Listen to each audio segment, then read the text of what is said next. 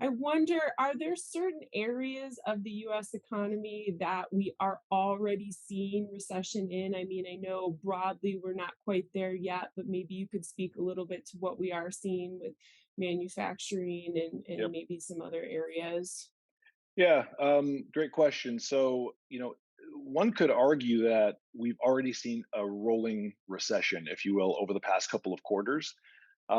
When the Fed changes interest rates, when they raise interest rates, when they tighten financial conditions, oftentimes you see those policy changes show up in certain sectors first. We saw it in housing, for example. We've had a few quarters of a modest correction in home prices and housing activity.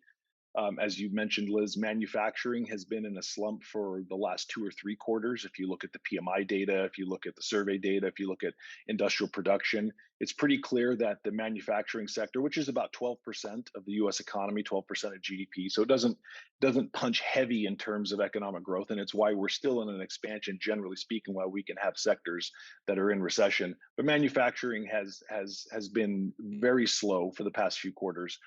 Even things like technology that were once kind of these bastions of growth in the 2010s and up through the pandemic have seen a dramatic slowdown. And in part because when we see capital market conditions tighten, a lot of these technology companies that need access to capital markets for growth have kind of reined in their horns. We've seen layoffs go up in the tech sector, and we've seen a general slowing of investment in the tech sector as well. So autos, if you look at overall auto production, it's starting to swing back up. And part of the decline we saw in late 2021 and into 2022 is a function of a slowing economy. But part of it was also rising interest rates and supply chain issues, which have now largely normalized. But nevertheless, we saw auto production in what would arguably be a recession about 12 months ago. And that's again on the upswing.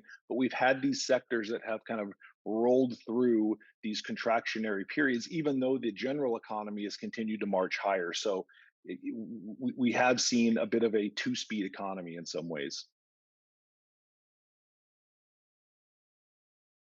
Thanks, Jason.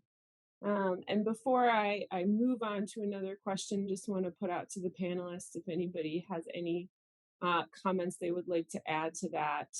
No requirement to do so. Just want to give everybody ample chance if they have thoughts they want to chime in with. Liz, Okay, we'll move on. I'll just, So, oh, Doug, please. sorry.